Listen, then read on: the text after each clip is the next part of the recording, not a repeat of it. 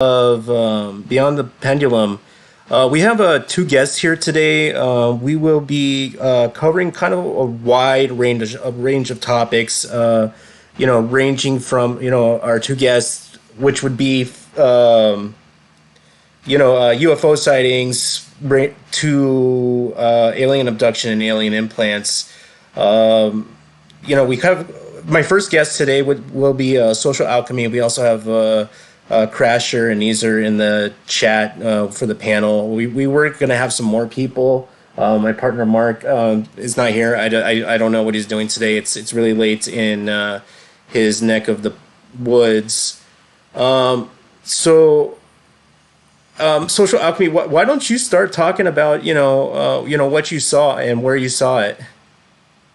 All right, so I'm out at a spot that overlooks all of Newport Beach. So from where I'm at, you can see all the way down to the Long Beach Pier, but directly across from Catalina Island.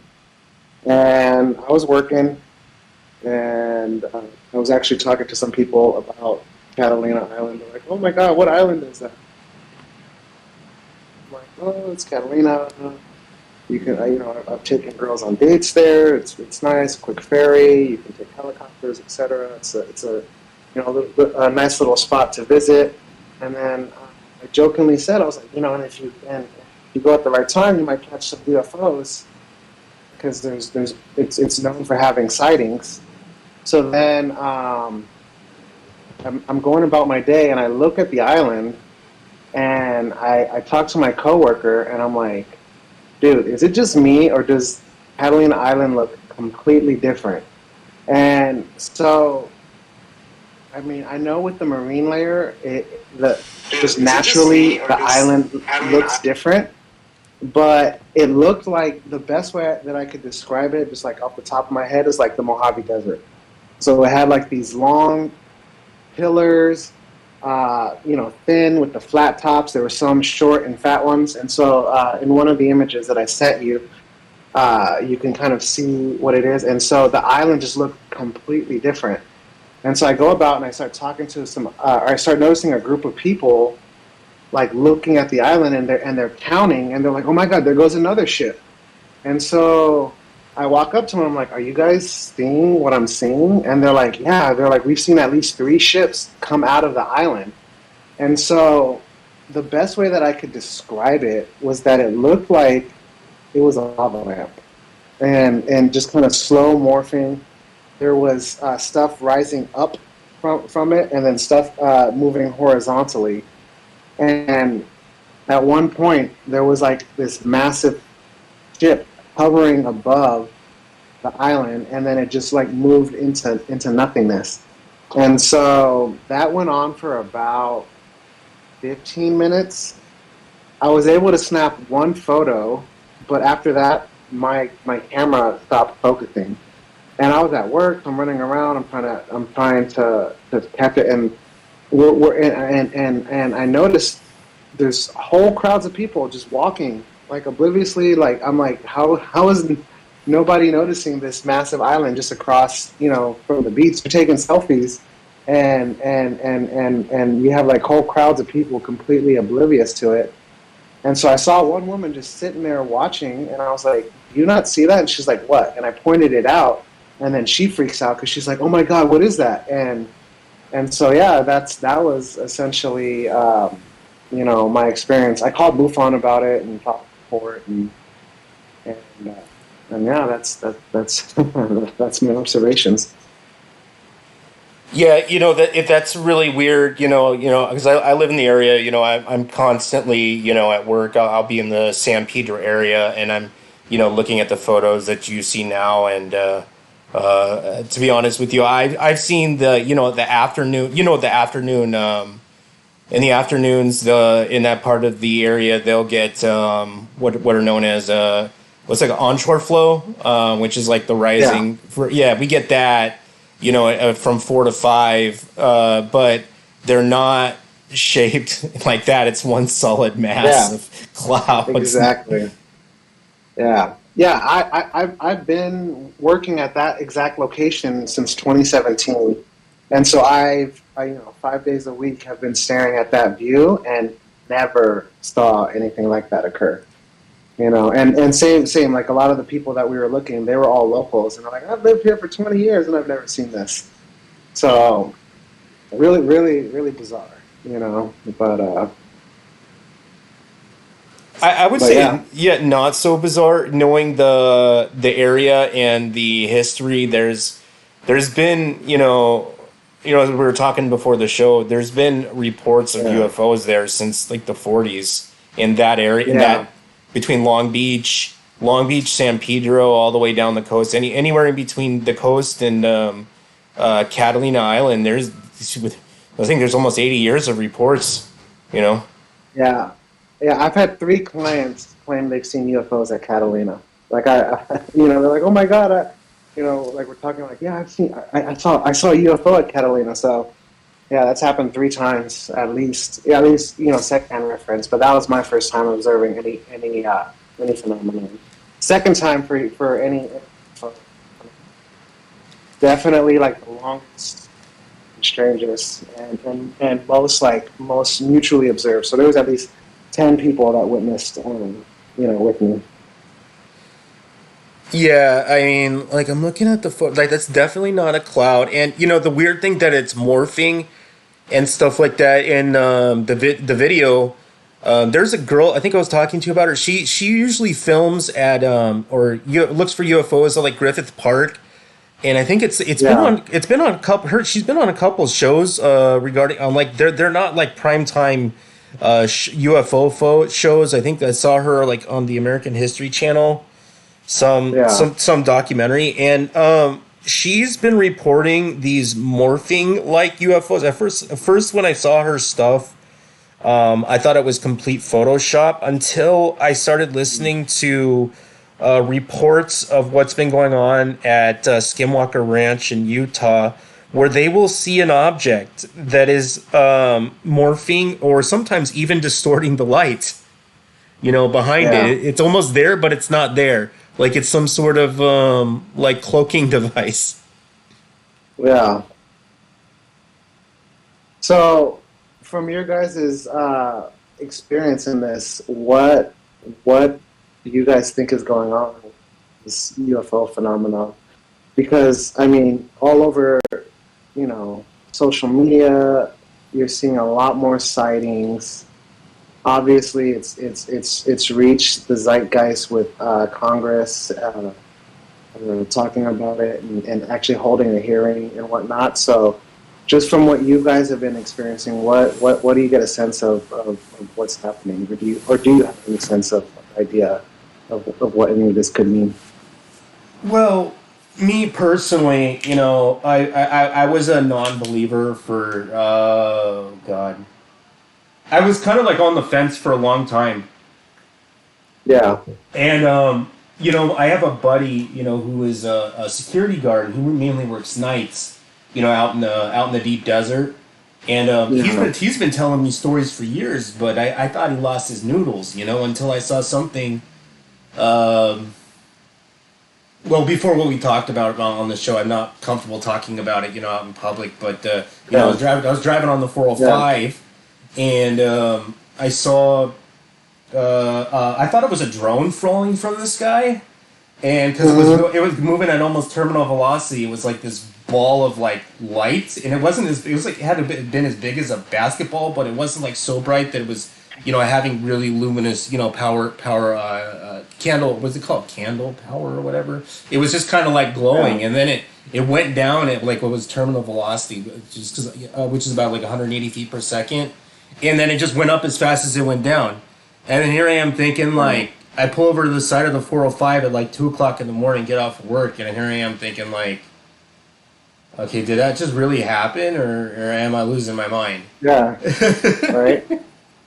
Right. That dude. That's exactly what I thought. I was like, am I tripping? Like, you know what I mean? Like, I don't remember eating any mushrooms before work. Like, why is I shape shifting? Yeah. There's been some, I totally believe, I've been listening to the everything going back, the all of the famous crash events and other things. I've been an avid Art Bell listener for quite many years and up until his death, and I really haven't been listening to Coast since then. But Yeah. there's more than enough evidence to say that yes, it's real. Yes, there's been crashes. Yes, the government has these things.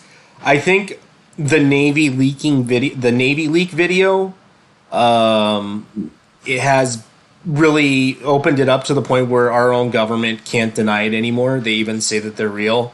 They go as far as saying we don't know what they are, but I've listened to interviews from OSI officers. What was his name? Patrick or James Doty, who was a counterintelligence officer, and he had to go through training. And he was one of those guys back in the 70s and 80s that would try and disprove your case, or make you Yeah. think that you're losing your mind. And these things were going on ever since Operation Blue Book, even before then, even all the way up to the precursors to the creation of the CIA.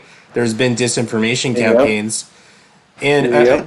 I think what we are going on is that I actually believe that they're slowly introducing us into what the nameless entity or the nameless branch of the government that's been covering it up to get us acquainted to. Controlled exposure. Yeah, because right now, for years they thought that the UFO phenomenon, if it would go public, that the people would freak out.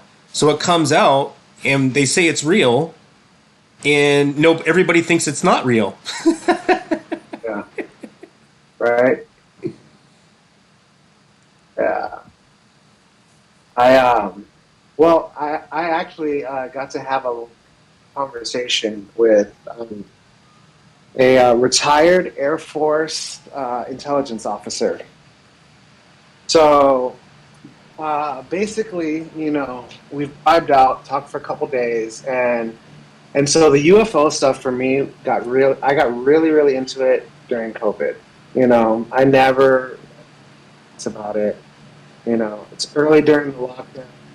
George Floyd protests are going down.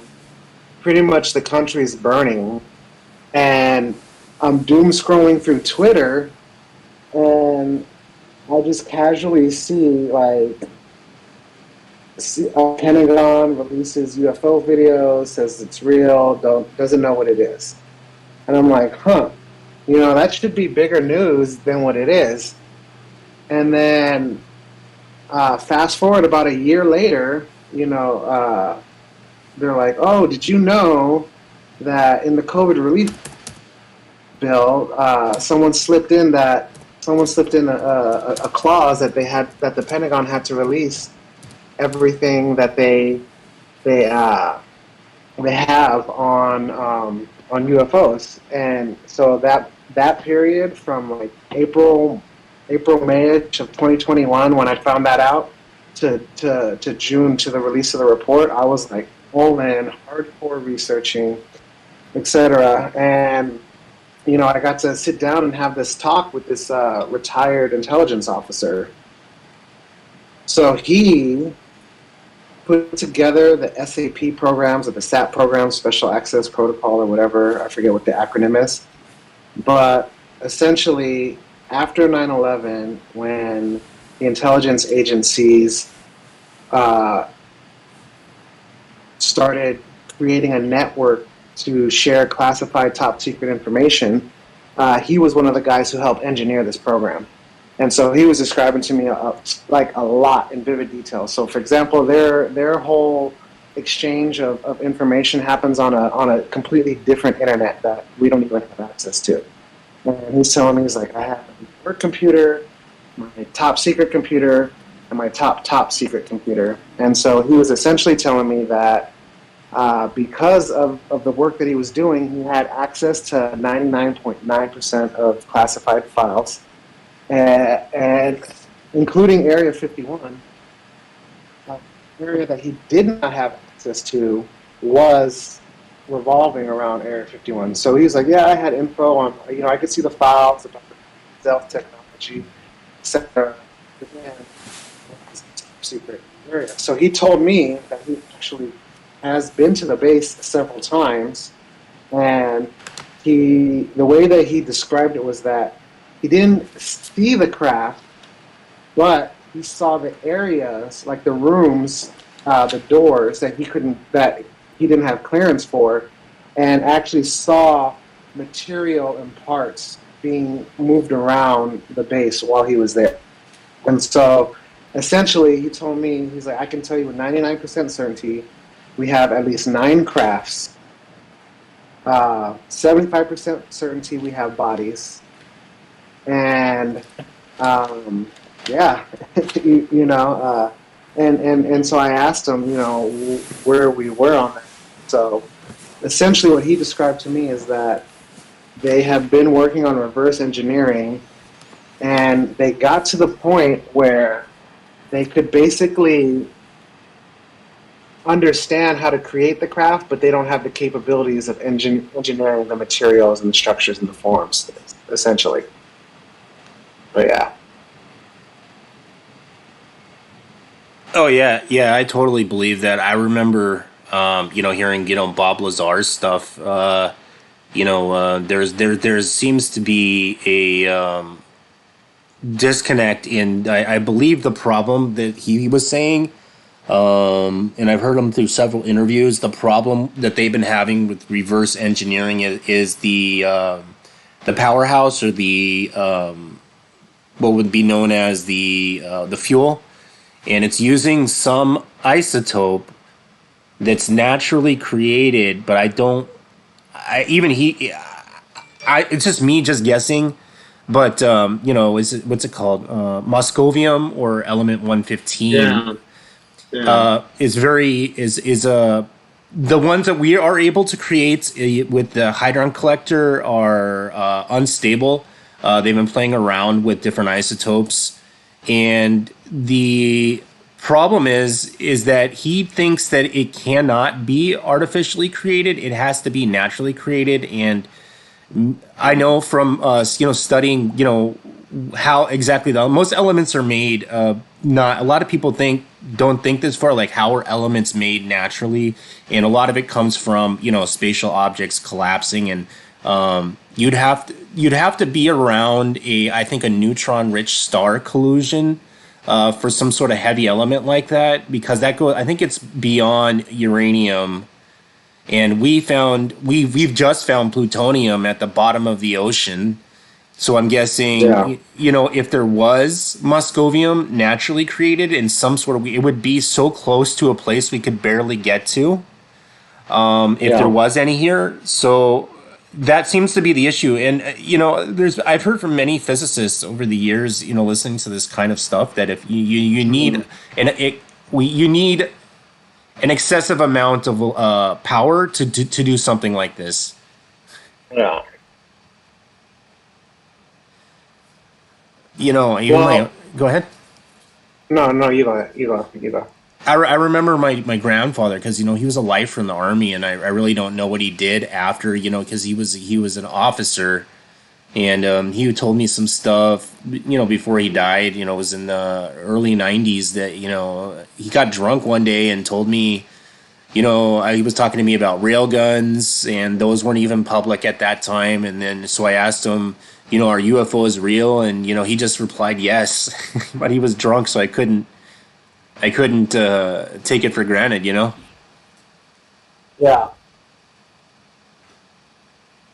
Hold on, sorry, I got a minor technical.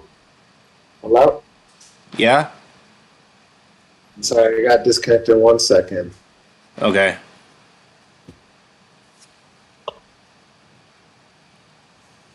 But I'll start talking a little more. It doesn't surprise me, that this would that probably sometime in the near, I would say 100 years, we will be able to replicate this kind of technology. Because even Bob Lazar said, these crafts aren't exactly hundreds of millions of years more advanced than us. He would say that they are hundreds of years more advanced than us, and but as far as technological leaps, we are not able to reproduce the kind of power that they are talking about. I think the closest we're not even like at 1/10 of Yeah. what they're doing, and these are nuclear reactions. That I forget what they call them. They're not. It's not called cold fusion. These are called. God, my knowledge of science kind of goes beyond. But there's a specific word for it when there's a nuclear reaction and energy is created, but it's not hot and it's not cold fusion either. Yeah, that's that's way over my my knowledge of that. But So do you want to I go mean, into? Go ahead. no, go ahead. No, you go. What were you gonna ask? What was the other UFO sighting you said you had? So this one was brief. It was random. Getting in from work about 1:30 a.m. and girlfriend opens the door. Dog comes running out to greet me, and she just jumps in the car and is like, "Come on, we're going out." And so me and her, guess we're taking her out. So pull out of our side street and turn onto the main road in Costa Mesa. And right at that exact moment, the sky lights up and this ball of green light shoots across the horizon and then just disappears instantly. So, yeah, I mean, quick, brief, random, but just that like fate chance of, uh, of my dog kind of making us go out saw experience, you know. So And you those don't. are those are Go ahead. that's it. That was quick, clean, and drippy. So just me and my girlfriend were like, what the hell was that? And you don't think it was a meteor falling or anything like that? No, no. See, this was massive. It was light, and it's just the way that it appeared there, traveled, and then it was gone. Oh, I gotcha. Yeah. And it was and it went completely horizontal. It wasn't like downward. It was like hovering above the horizon line, like just as like right above like the city lights. Yeah, I've heard that something similar where these things will move stationary, and when they move with the lights on, they look like a streak of light going from one side to the other, and then will stop. Yeah, I've heard that kind of phenomenon. Yeah, I mean supposedly too. I'm trying to find it. I have the article, but the Navy actually has patents filed for anti gravity crafts, and they came out fairly. They filed them fairly recently, 2018 or 2019. I'm trying to get the exact info. Yeah, so I'm not sure what kind of technology they were working on, but Bob Lazar, for what I know, that's the best knowledge I have of what these things are using, and it's some like they're producing what's known as like a gravitational wave, which is Yeah, yeah. So these things are not moving by propulsion. They're moved by kind of like if you would have a vacuum cleaner sucking your way everywhere, yeah, but they're using with gravity. yeah, yeah. Well, the other thing too with Bob Lazar was that he both claimed that they had nine crafts in in their possession, which is the same as my intelligence connection said. But I was actually listening to him on I think it was Joe Rogan, but uh, they asked like where did they get these crafts, and one of them was actually found on an archaeological dig. So it was actually dug up. One of the crafts that is at Area 51. Yeah, I know. I know for a fact that the Navy has recovered some of these objects at the bottom of the ocean. God, who the hell was that guy that I talked to? he was like one of those guys in the Navy where they try to get stuff like like unexploded ordnance and stuff, stuff that they need to recover at the bottom of the ocean. Yeah, and Yeah. was working on something, and there was the only thing the officers told them is to not talk about they didn't make them sign any papers or anything like that. So he was Yeah. comfortable talking with me, but yeah, he said that they were literally digging up stuff because they got a nuclear signature, and they thought it was like some sort of unknown sub from some country that had gone down that was leaving off of a nuclear signature. And the more they went down, and they realized that this was a aircraft, not an Yeah. ordinance. And they found out that through looking all their stuff, and they have computers that analyze what they're digging up, and it was not matching up to anything that they have in their computers.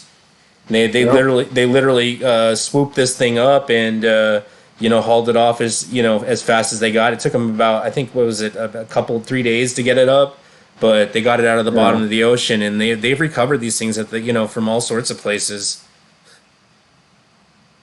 Yeah. No, it's insane. What about have you heard of John Ramirez? Are you familiar with him? No, I'm not.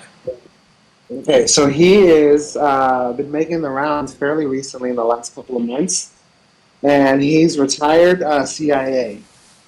And so essentially, he's his big reveal was that I forgot what podcast he was on, but he was like, "It's not, um, it's not the fact. The big secret with Area 51 isn't the craft, isn't the recovered crash, and it's not even the recovered body.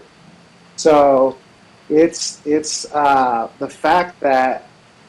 Inside, when they ran the test on the biological material, was that they found parts of human DNA in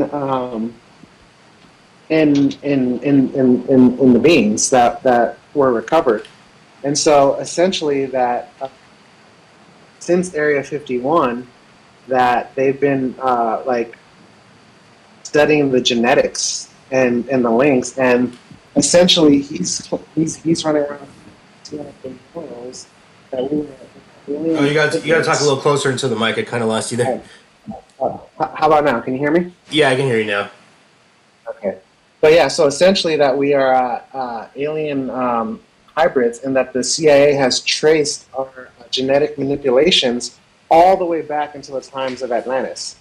So essentially, I mean, just kind of connecting the dots between Bob Lazar, kind of found, crafts on archaeological digs, and now you have this cat running around talking about, genetic manipulation and hybridization and human engineering going back to, you know, uh, way past ancient society. So, I mean, that's one of the biggest things that has me intrigued with everything UFO related is like, why are they discussing this now? Why are CIA agents running around, you know, leaking this information, spilling this information, sharing it, or whatever, So it's I'm definitely waiting to see, like, for that big reveal, like you said, that controlled exposure to what's been happening for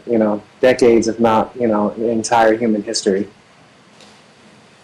God, the fact that you're saying that, I've heard that over and over and over again from different podcasts, dealing with this stuff, like when they think this kind of phenomenon had started. And a, a lot of the people I've listened to over the years have said the same thing, that we're some sort of genetic experiment from these things, or they introduced their DNA to, even who used to talk about that kind of stuff was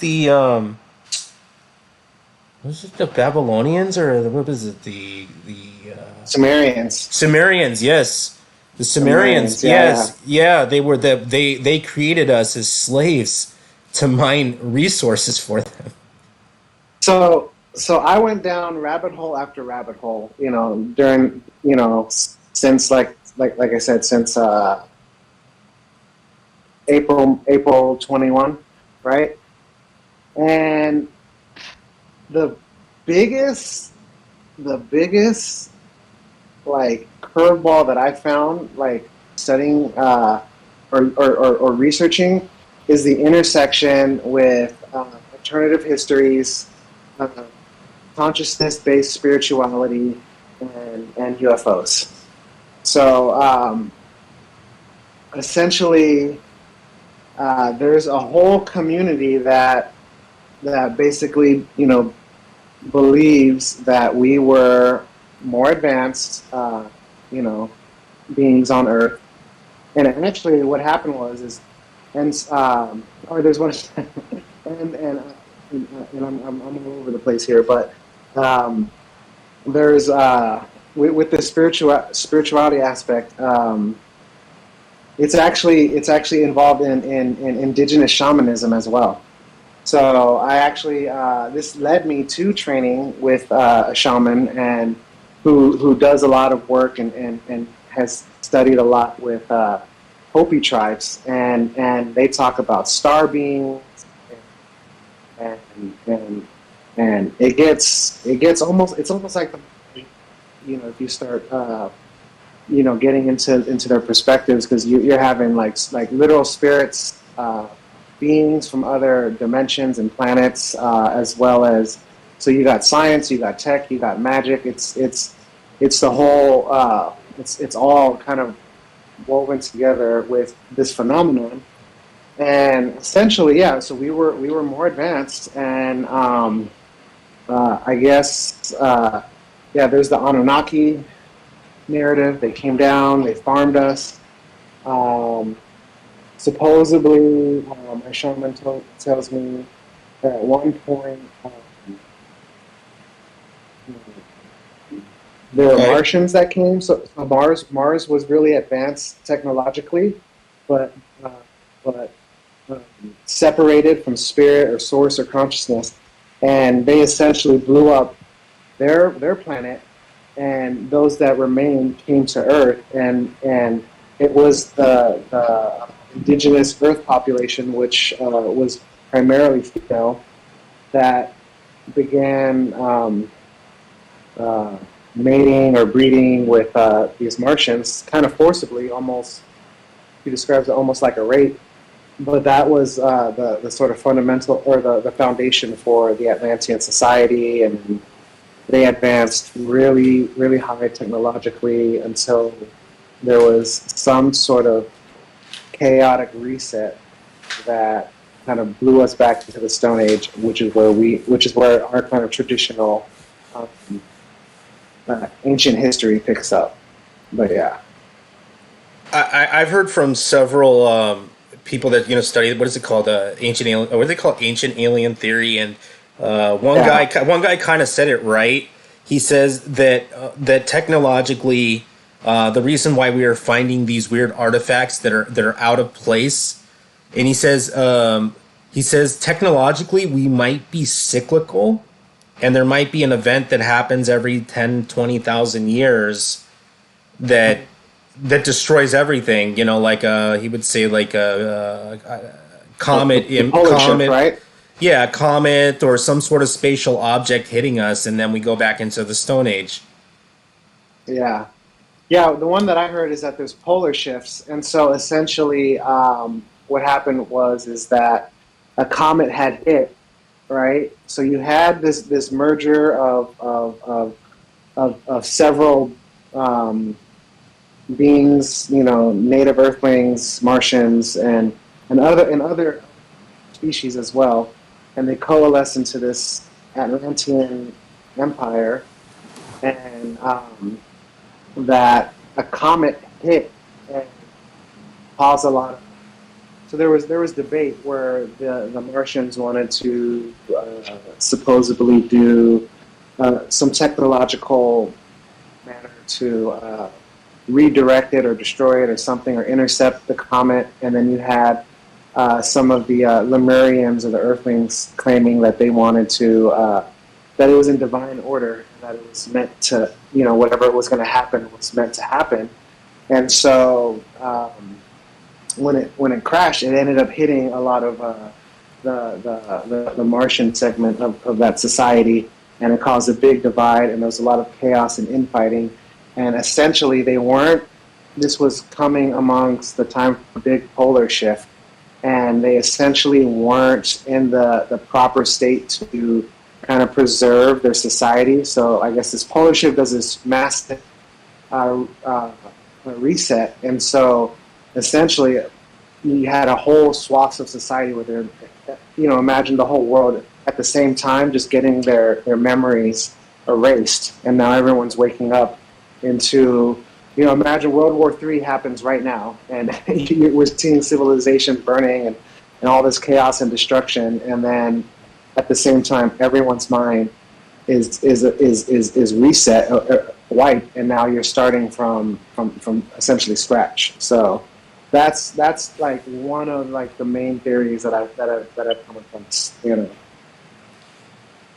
Yeah, I totally agree. I think we're headed for another reset too. It's like right when society becomes, right when technologically we're getting so advanced. I mean, have you seen like how many medical advances and technology advances have been in the last 3 years? We're getting to a point where even medical sciences are getting like off the charts, and we're dealing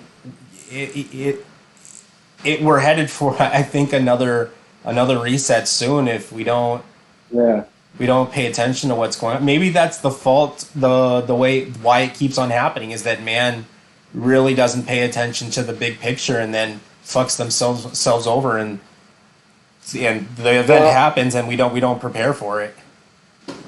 Well, have you heard about the deal between Eisenhower and the ETs? No, I haven't. Okay, check this. So they actually have images of this character, Valiant Thor. So he visited the White House. So basically, we went nuclear, and that like kicked off the UFO activity, buzzing over our military, the White House, etc. And essentially, this guy just walks up to the White House, and for whatever reason, he's got supernatural or unnatural abilities, and he's able to like maneuver. Just imagine walking straight into the White House and sitting down and talking to the president, and he presents himself as, we are, otherworldly beings, and we are here to and there's two versions, and one is where they came to offer us technologies and energy sources to free us from fossil fuels and kind of help ease the chaos, but I think it was rejected. But essentially, they ended up cutting a deal, trading technology for access to human populations for genetic research to create a hybrid race. And what makes this creepy is that recently in American Horror Story, like one of the seasons is essentially this exact plot. So I think it's like season 10, the last 4 episodes, and it bounces back and forth between the deal that the ETs cut with Eisenhower and a contemporary 2019 group of kids that are abducted, and they are turned into like basically human incubators for this hybrid species program. And the only reason why it feels so eerie is because, speaking to that guy, I asked that intelligence officer, who told me all of that info about Area 51, and he actually told me that he had a conversation with Eisenhower's granddaughter. And so, and what she says echoes how he's portrayed in that season of American Horror Story, where essentially, once he signed that deal, he was like pressured into signing the deal, and when he agreed to their terms, they took a lot more than what they represented, and they just basically took over. And and he was always very regretful towards the decision, and that's what his granddaughter had told this my contact.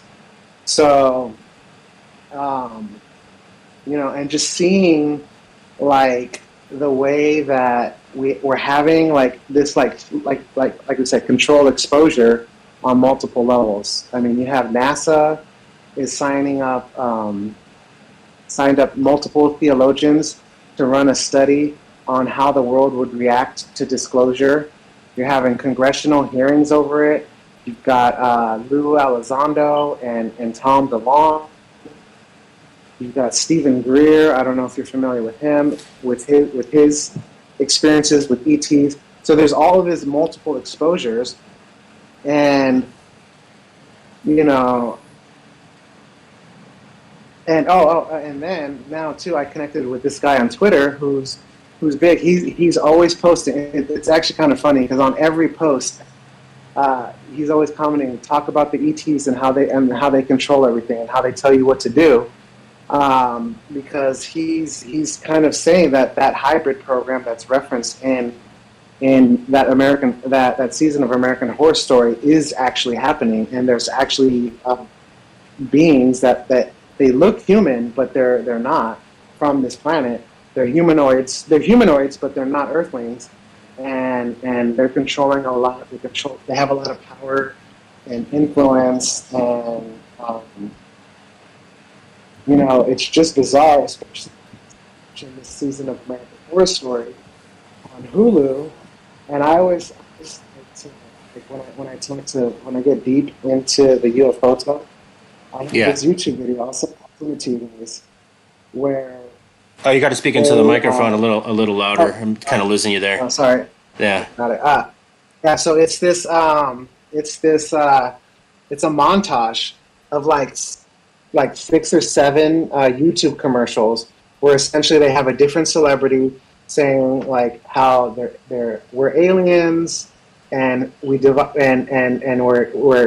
here to like eat human brains, and we need to like melt them, and it's a slow process. So we invented Hulu to speed up the process so that you can take all the shows that you love everywhere you go, and it's going to speed up the process to melt your brains, and it's and it always ends. It's like with them like going underground in these bunkers and harvesting humans like for food, and they're like Hulu, an evil plot to take over the world.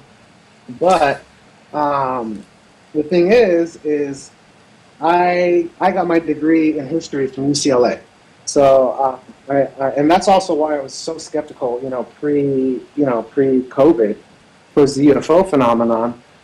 But the thing that I learned, because I did a lot of pop culture research, is that the CIA is basically a branch of Hollywood, or Hollywood is a branch of the CIA. They're the same thing. They plant scripts, they fund movies, they fund studios, they have agents in place. And for example, like one of my professors wrote a paper on how and why the CIA produced a movie as benign as Roman Holiday, and so they have from the inception of Hollywood have been shaping global perspectives on, or shaping the perspective on global events through Hollywood, and not just UFOs, but on American hegemony and whatever their motives are. So, and I actually have a personal experience, because when I was in college, I had a friend who was from Beverly Hills, and this is completely anecdotal, right? So take it with a grain of salt. But we're out at this fancy nightclub. He's from Beverly Hills. We used to party with celebrities and go backstage to these big events. And there was one guy one night, and he was like at our table, and he was all tatted up, and he was wearing a bulletproof vest, like a tank top, and had a bunch of like diamond jewelry everywhere. He was trying to pick up on the girls that we were with, but he had a little too much to drink.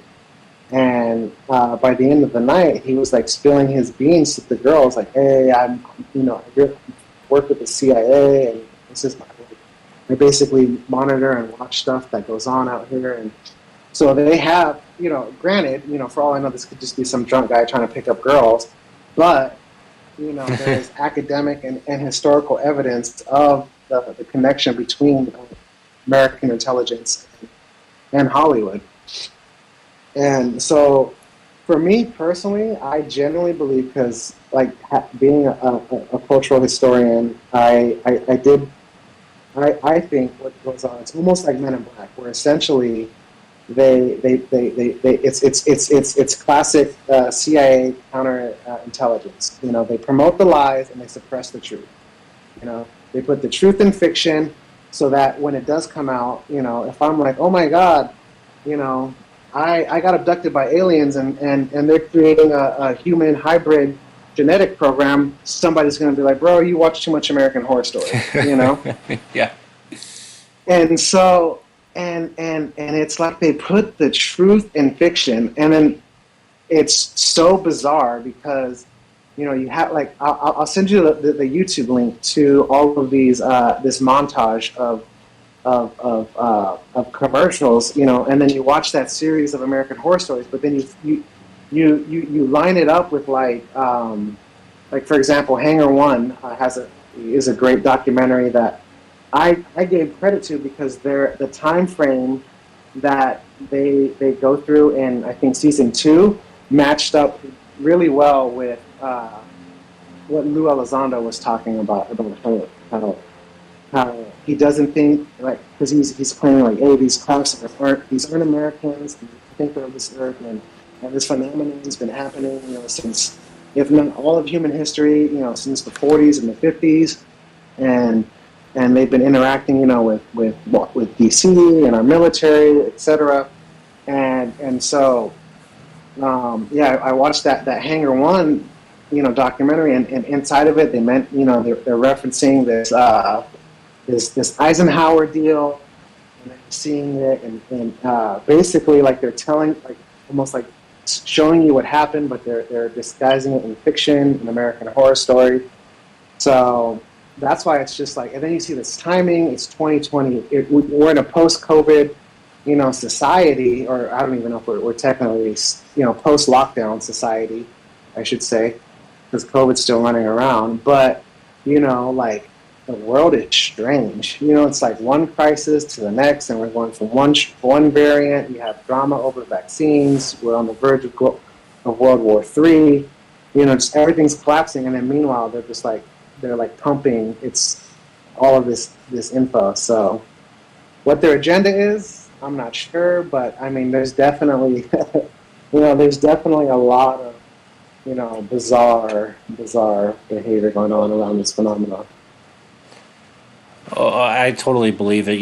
There's, you remember even there's a lot of, well, I don't know if you know about the backdrop of, even, like, what was that movie? There's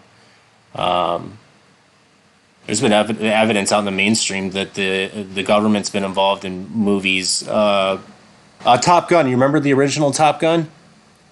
That was No, completely completely but funded by the Air Force as a propaganda to get people. So it's not a big yep. stretch to think that the CIA would be in there to. I don't know. Maybe they're trying to slowly, all of these weird alien movies. Maybe they're trying to prep us for what's next to come. Look, well, here's where it gets freaky. Is at the end of the American Horror Story season, right? It ends with them finally creating the perfect, genetic hybrid, and now they're ready to essentially, begin populating Earth and depopulating with native humans. And that's also the same time that the the Air Force, 2018, 2019 is when they filed patents for UFO or for anti-gravity vehicles. And so that is researchable too. That for sure has as hard evidence. And this is essentially like what I would do as a cultural historian is look at bits of fiction and extrapolate with the real life historical context. Like, what does it mean to have this season of American Horror Story, these commercials from Hulu, in a context where we're seeing such global, chaos. We're seeing, like in real time, this sort of slow disclosure, this kind of like, fraud with leaking, videos here, conferences there, reports, etc. So, and also, too, just to throw this in before, because I know we're getting low on time. Yeah. Look up the Australian UFO report. It was released at the same time as ours was in June 21. But it begins with the Australian government saying, "Yo, basically, the U.S. has been gaslighting the entire world on the UFO phenomena and what's happening." So there definitely seems to be some type of shift, and what and why and motives and what's going on. I mean, we pretty much got to wait and see. But I don't believe in coincidence, and the fact that all of this is happening now, and we're in the state that it's in, it's I definitely believe, if not 2025, by 2030, we're not going to recognize the world that we live in, for better or for worse. Yeah, I think so.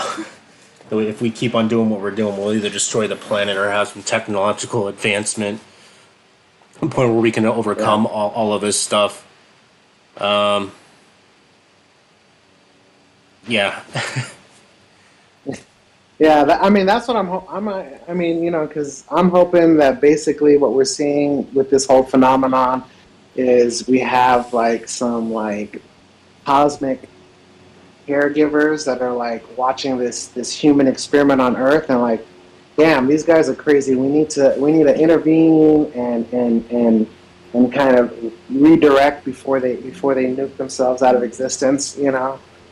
Um, but that's what I'm hoping is going on. But you know, it also could just be some natural phenomena where these things they come in, they interact with us. You know what I mean?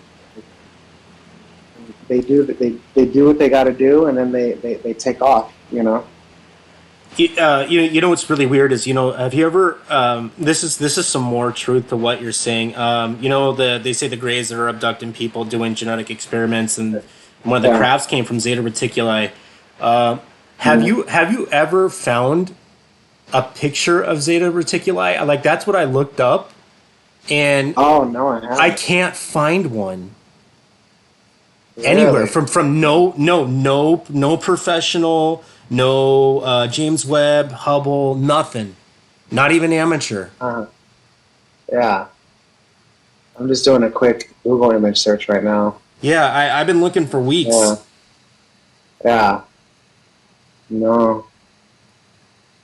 Huh. Interesting. Well, you know what they say the Greys are, right?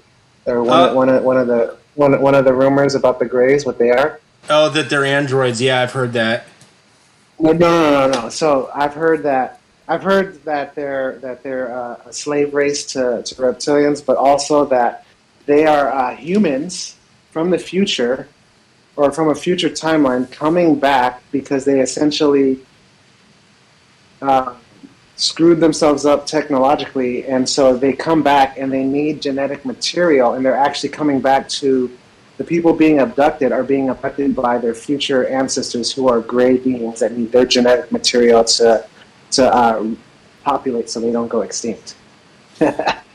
Oh yeah, I've heard that too. I heard another one where they were the little guys were called gophers, and this was coming from some guy who worked in the NATO or something, and they called them gophers Oh. because they go for this and go for that. That's funny. Well, look up when you get a chance. Look up, and I have a link. I'll send it to the Discord actually. So don't leave. I'll send it to you guys.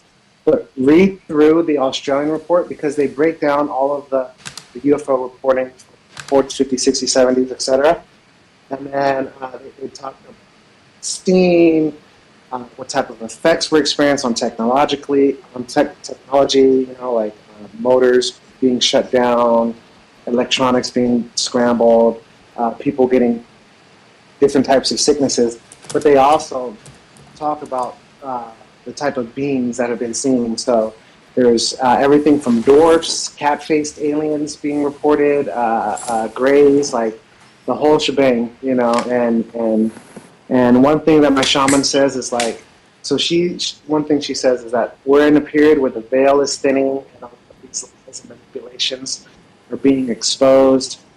And that's one thing I think COVID really did was expose a lot, even at a completely more human level of like the faults of geopolitics and corporate corruptions and failing healthcare systems. It exposed a lot of truth, but that essentially that at some point, like if people could really see like through like how Earth operates, she says it's more like the Star Wars Cantina bar than it is a bunch of humans where there's all sorts of beings and entities with their own agendas, some doing dirt, some doing random stuff, some just on their own vibe, just doing their own thing on this planet. So, and like I said, I definitely think 20, if not 2025, 2030. Let's see what society looks like. Yeah, I've heard the same. That there's not just one type that's visiting us. I think when the NATO guy that I was talking to you about, when he was studying this stuff, he said that before he retired, they only knew about 12, 12 different species or that were coming here, Yeah, and he says now he still speaks to some people that are still studying this stuff, and he says yeah. that they're at a couple hundred right now. Oh my God. Yeah. And that's one thing.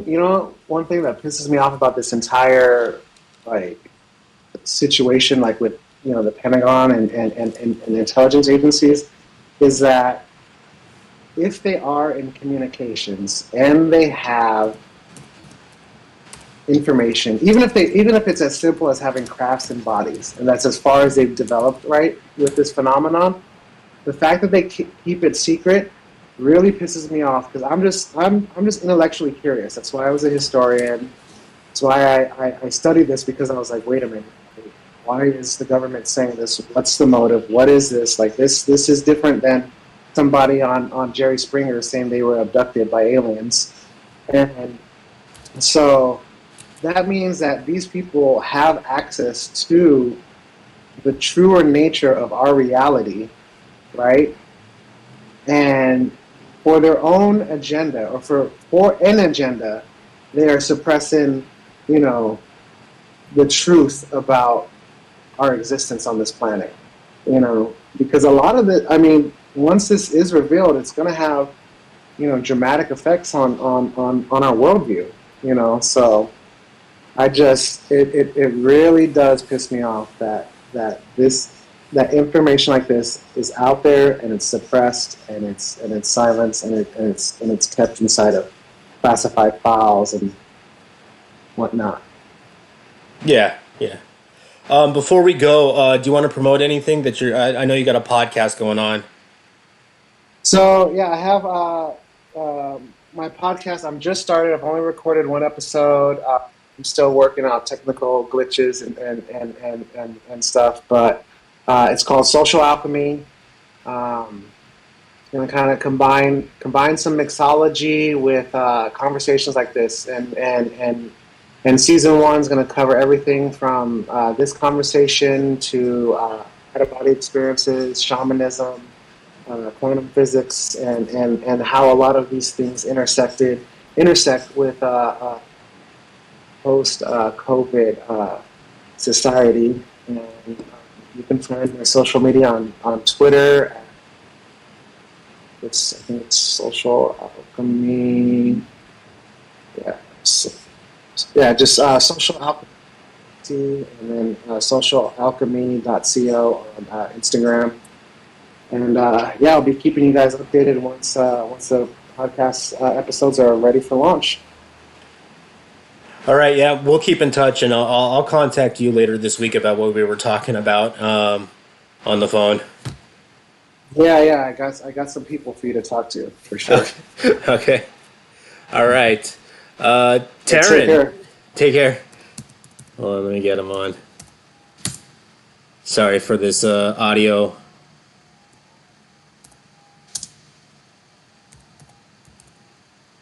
Yeah, Terran, get on the show. Good conversation, man. Good conversation. Yeah, Terran, can you hear me? Yes, I can hear you, Tyler. Okay, so do you want to go by your screen name, or do you want to be identified by your real name? My real name is Jeremy Martin, or you call me Terran. I probably prefer the name Terran, but either all suits me. You can call me an idiot chicken sandwich too. That's a long story there, but you can call me that too. So we haven't got much time here, and as you probably know, I've got a lot of stuff I could say. You've just tip of the iceberg that you've seen. The best way for me to really get to speak is to have like 8+ hour sessions with people asking questions and going through intricate details of my story and stuff like that. So I thought about what I should say. I got a web page that I gave you with some screenshots. Yeah, Maybe we yeah. can skip. Maybe we skip a large part of the story and just go to the part where I actually went to an extraterrestrial mobile fortress of a galactic government of sorts, and I recreated this in CGI, like the places that I went. I can talk you through this place. This is the kind of information that people would want to know. Like, what's it like out there? If it's, I could be making all this up, or I could be telling the truth, and I could actually have evidence. You just put up an image just there. I can see. I've got a 60-second delay on YouTube, but I can see Yeah. some of my implants that just popped up on the screen there. Yes, I have implants and all kinds of things. It's a long story regarding me, who I am, what I'm doing, what I've done, and I'm in a very tough political situation right now. It's a long story, and hopefully we can get to that by the end. But once I'll go by your word if you've got the images up. I can see right now. I I've got got my the image. Yeah, I 60 have the delay. images right now. I just need to Okay. make it bigger. Yeah, just what you do is you make it bigger, and you also click. If you click an image, it'll open up in your new tab, and Yeah, it'll open up in a full screen tab, and then you just close that and open the next one. If you've done it before, I think you know how it works. yeah. Got it. Let me go one. There you go. Let's go to just click one, just to click one. Let me know if it's up. Yeah, it's Is that up. right? So let's just skip a lot of my story. Let's just go to interesting stuff regarding being an extraterrestrial mobile fortress. Well, someone just left the voice chat. So the number one image is this is an access port like where you fly in with a small one man craft. This is just for one man craft for VIPs, and I temporarily had a ship I used. It's a long story there, but this is where you'd fly in. You see, there's like a grid around it with one of the top center lights lit up and the others aren't.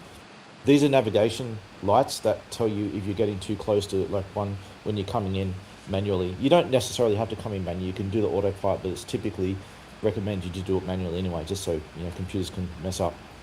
But these lights go off if you get too close to one edge. And you see if you go to the number two, Oh yeah, let me get on there. Let me go just back. close that tab and then open Yeah, the yeah, next yeah. one. Number two. Yeah, there you go. Okay, I'll click number two myself because it's on a delay. So two, this is actually what inside where you land. This is where you land. You don't just go straight into the hangar. You can see the hangar in there. What you go into here, and what happens is, if you're traveling in a ship between planets or anything, that takes a very long time. A very long time. There's no wormholes and teleporting. No, it takes you decades, maybe hundreds of years, and in that time, you get a lot of micrometeorites might bump into your ship here and there, and you might get like radiation or some. Your ship gets dirty in some way, right? So they clean your ship off, and they clean your ship, and they nuke you and everything. Some tools come down from above, and they nuke the whole room. It's all sealed off. It's got like metallic, like stained kind of metallic. I simulated what it looked like. It's like it's been nuked 1,000 times, basically, right? The whole room. There's some cabinets that were always empty in there and everything too, but they would just operate machines. They'd hose your ship down like several times, and they'd nuke it, hose it, do all kinds of things, and it lasted about 45 minutes. Then they'd open the door. It's got the door into the hangar. There's two doors in the front of the hangar to the right there. There's two doors. There's like a see-through kind of glassy kind of door, or Perplex or whatever they made. It was see-through, and then there's like a solid metal door which obviously conceals the radiation when they nuke the chamber and everything. But they open that up and they let your ship come in. Just a quick question. Let's go to the next one.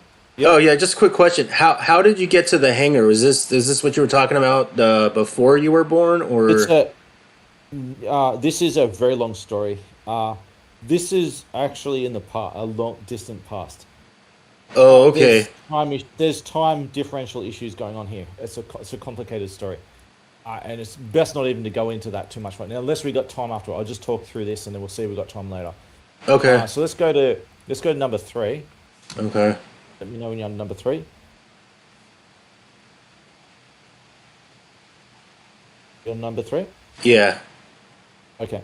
So you see there's a circular ship in there, and there's this is inside the hangar, right? Yeah. With some archways and stuff. Yeah. So the first hangar has of the hangar that I would go in and out of. It had a left and a right section, right? This left section was a storage section. You see there's a door in the center left there. You can kind of just see it, and there's archways in it and some, that'd be a typical civilian class craft. It's a long story. There's a technology base there. It's a long story that I won't get into that now. Unless you want to ask questions later, I can talk about that. On the right hand side there, however, is the local political section regarding this hangar. Right, this is the first hangar. There's at least 3. I've only gone into the first 2 hangars. There was a third one that was open sometimes, and it like went into a whole big, massive open area, but never really went in there to know. But I went into this first 2 hangars. Let's go to number 4. Okay. This is a political section. Let me know when you're up to 4. Yeah, the server just runs a little slow. Yeah, there we go. It's up. Okay. Okay, so this is a door into the local political area, a very highly sensitive political area, to do with those VIPs who would come into this section. And you see there's a little circular thing. I never saw it being used. I assume it's some kind of platform for when they need to speak to a group of people. I never saw anyone. It was always empty. There was one time there was 2 ships in there, 2 circular craft similar to the ones I just saw there. It was largely empty, almost all the time. So that was the entrance into the political area in the hangars. Let's go to number 5. This is what the number 5. Just let me know when you're up to number 5. Hold on. Yeah, it's loaded.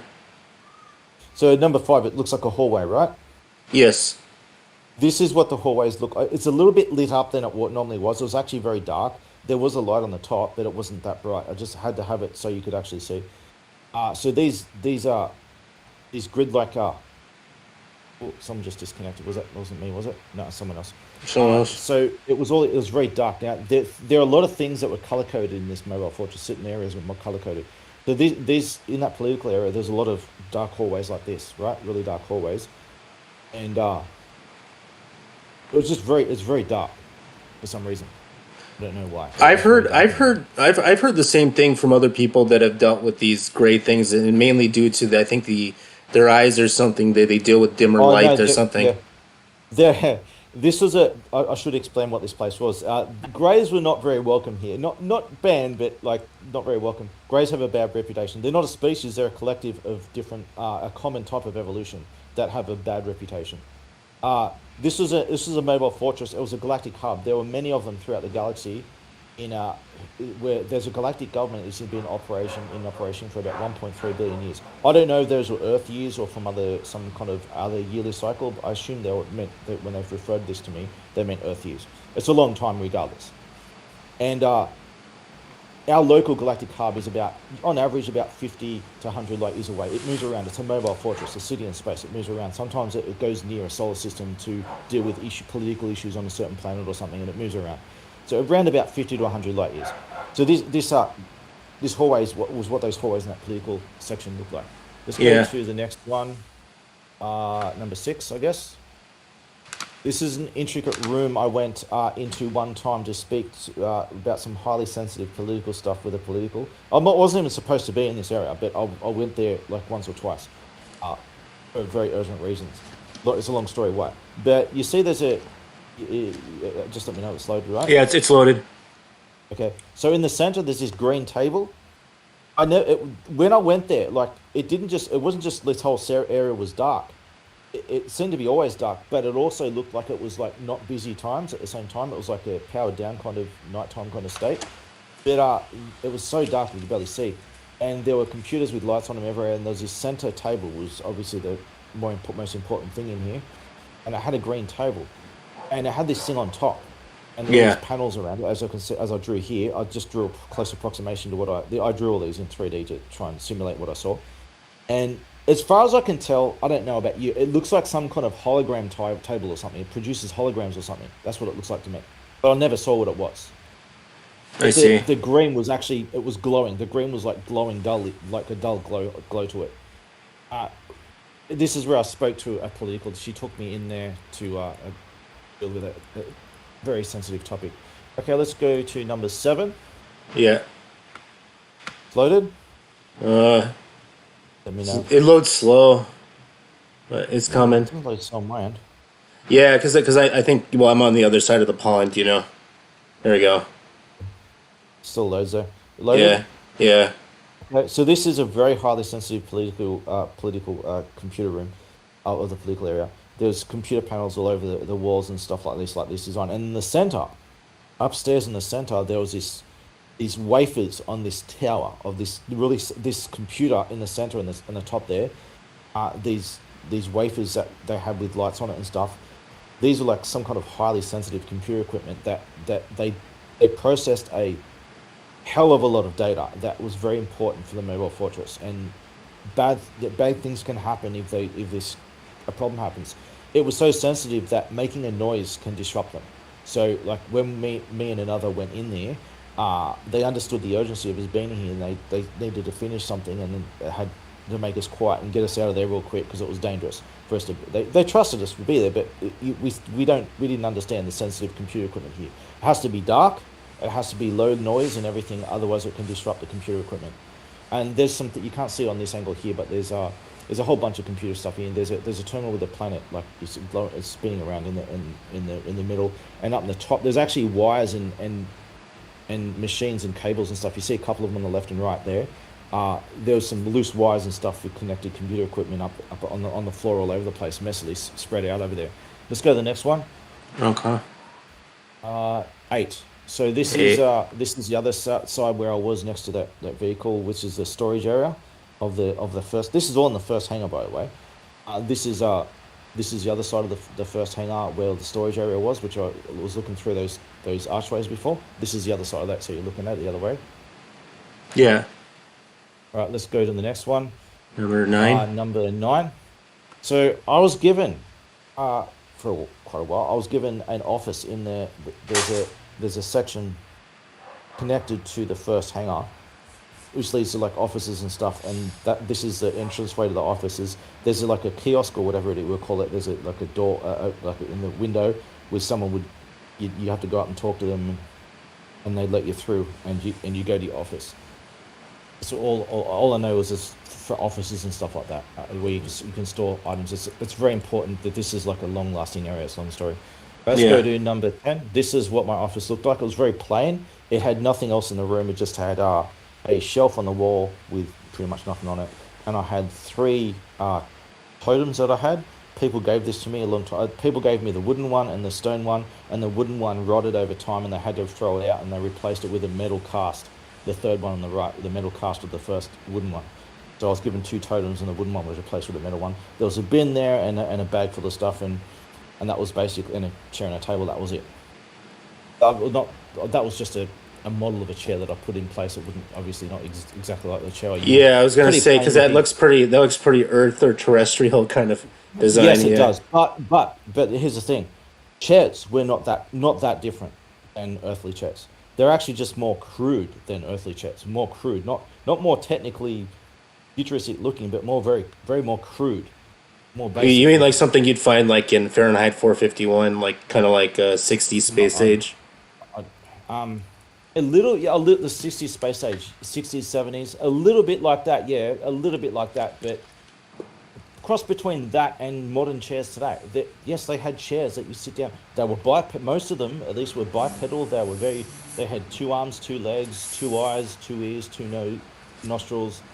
The same, very different proportions, mind you, but most of them shared the same human like kind of construct with a lot of differences, but they shared at least those things. So they would walk around and they'd need to sit down sometimes, just like we do. Most of them. I see. So that's number 10. Let's go to number 11. This is a view into the second hangar. Now, ignore those red things in the middle. That was up. Just let me know when it's loaded. It's loaded. So those red things, they're part of the engine I made. You can actually blow those all up to go to a secret area. Ignore that. So there was mostly, it was always sealed except for one time, I think. It was always sealed. That was going to the third hangar. And there's a massive open space behind that. Now, that was usually closed, and the vehicles would park only in the first hangar. They would be taken to the second hangar, and you see on the left, there's a bunch of boxes, and you can't see it very well. There's a tray on the ground where machines would like mini cranes and stuff that would carry your vehicle around into the third hangar. And this is where they would do some temporary maintenance and stuff. Then they take it into the third hangar to do all the major shit. Sorry to swear. On the right hand side, you see there's a little tower. Yeah. That was how you actually left down in the second hangar. You would leave through an elevator, and it was like a cube. It was a metal cube. It was a bit might make you a bit claustrophobic going on, but it was important. Right, it was like this. Let's go to the next one. 12. Which we're up to. 12. Yeah, this is inside it. So you see, it's like a metal cube. The reason why it's like this is this would going on. It's like an elevator. It didn't just simply going up and down. It went in all kind of directions. This place was like as a giant city in space, and things were networked. There was networks overlapping everywhere, and you would move around all over the place in these elevators, and there'd be a lot of G forces involved that would make you. Put it this way: if you go into an elevator on Earth, it kind of make you a little bit sick, right? Yeah. Tenfold that, maybe more than tenfold that. A lot of people end up throwing up, including myself. Oh, okay. A really bad episode one. It was everywhere. But this is why it's all metal, because it's easy to clean. And if you throw up and you have bacteria in your gut, there's a potential that could infect another species, and it could be harmful. So they have to do like a quarantine and clean everything, sterilize everything like that. So this is easy to clean in case people throw up. That's why it's all smooth metal box like that, with just a computer panel on the wall. I see. Let's go to 13. 13. So when you leave the hangar, when this hangar at least, you go through the elevator, and the only place you can go from there really will be the first checkpoint, right? This is a checkpoint area, a security area. Now on the left hand side is where they scan you and all that kind of stuff. On the right hand side is where they just store some things, right? Yeah. And you can see there's a guy on the left of there's a scanner on the left, not a scanner, there's a terminal on the left of the guy standing up there just through the left of the entranceway. And on the left, there's two towers there. You have to go in there to get scanned. Let's go to number 14. Mm-hmm. Just let me know when it's loaded. It is loaded. So this is just a storage area. It'd be different every time. There'd be like all kinds of things stored here, whichever is important regarding the area beyond this, and anything related to people going in and out. I'm not sure. There's some kind of security stuff that went on regarding the whole mobile fortress here. Is also sometimes resources were handled in here in these security checkpoint areas. But you would have to spend time in these security checkpoint areas. If it's your first time, you just return to the mobile fortress, you might spend at least 15 minutes. You could spend hours. Worst case scenario, you might even spend days here. But typically 15 to 30 minutes would be all you typically need. And then they let you through. Certain times the day can be busy. Things can happen. So let's go to 15. 15. This is 15 will be the other side. Yeah. So you see that golden guy on the right. He's the one that you talk to. He's got a panel there, a computer panel there. and he would walk you. That guy would walk you over around that curved area, and you see at the end of the curved area, there's like two little towers there. Yeah.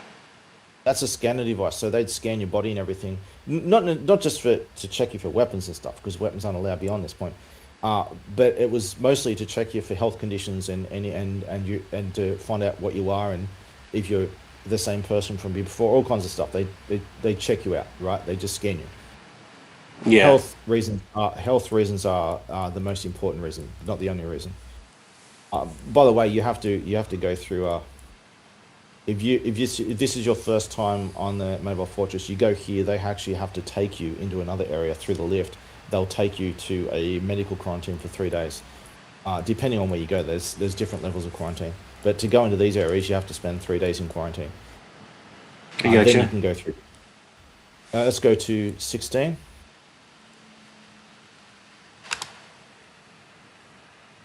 It's loading. There we go. Okay, 16. This is there's a little room at the end of the security checkpoint. I didn't realize what this was for at first until I actually used it. So there's 2 red seats, one on either side, like some kind of waiting area. Like, why would you need to wait? You go into the checkpoint, and what happens is you get scanned, they let you through, and someone comes with an ID card. There's a swiper with an ID card on the side of the door. It's open here. There's no door there, but there's a door that's normally locked, and it opened into the open area, right? But what happens is you need one of the checkpoint people and their ID to give you permission to go from here into there, right? Yeah. You can go from there into here. The door will just open, but you can't go back. You have to wait on these seats for someone to come and let you back out. So that's what those seats were there for. Can you just give me a moment? Give me a moment. Okay.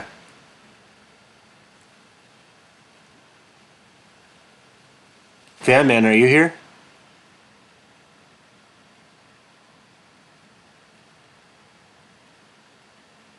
Maybe not.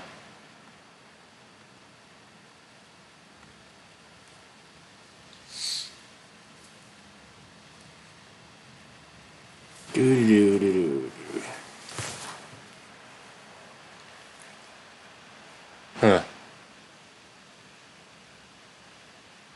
Sorry about that to anybody that's listening. Guess we have an unexpected delay going on here. There we are. Right, I'm back. Yeah, we're back. So I'm back. Yeah. I'm back. Sorry about that. Okay, let's go 17. Let me turn back to. Let's go to 17. 17. There we go. So this is a very important area. So if you're new to meeting other extraterrestrials, this is a big hub, right? Yeah. Local species within 100 or so light years, many of them would come. Well, not necessarily just come here, but this is the primary place that they'd meet other species in, right? A galactic hub. There's many like them, but this is a local hub, and it's operated by the galactic government. That's been in operation for more than 1 billion years. So when you meet other extraterrestrials, most of them, not all of them, but some of them don't have this problem, but most do, is if you just see an image of an alien for the first time, you get terrified. Yeah. You might collapse. You might start throwing up. Like, it's bad enough to see an image of an alien, and it might take you decades until you get used to looking at alien pictures. It's just on the internet. Imagine if you saw one in real life for the first time without even seeing pictures. It's common that you don't handle it too well. So this is a introduction area. Now, if you go into the Mobile Fortress list from the channels that I went through, you would have to go through this area to get into the main areas anyway. You'd always have to walk through here. I spent quite a lot of time in here helping some people, other alien people who had some problems here. So this is like an introduction area, and on the left-hand side, those walls and stuff, that's like a little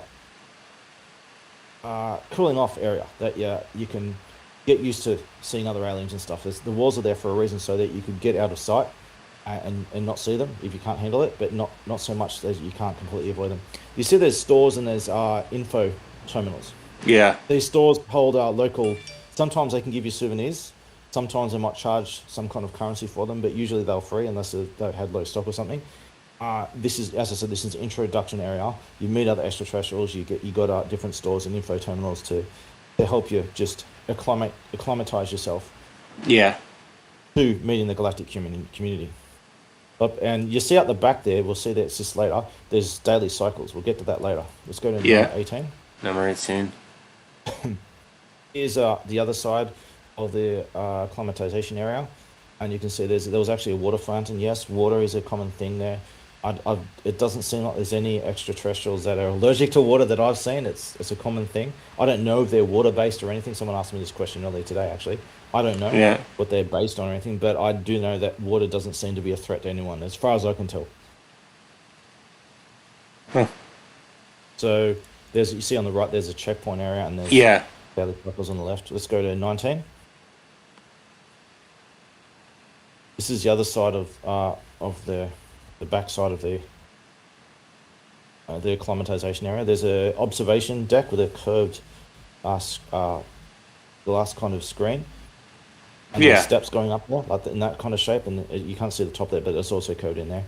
And yeah, you could see a lot of the mobile fortress from there, although it was fairly dark because things need to be lit up with lights and stuff like that in certain areas. Not every area is lit up, but you can see it was huge. You could see a lot. I don't know how much of it you could see, but it was huge. Big open space between here and everywhere else that you could see.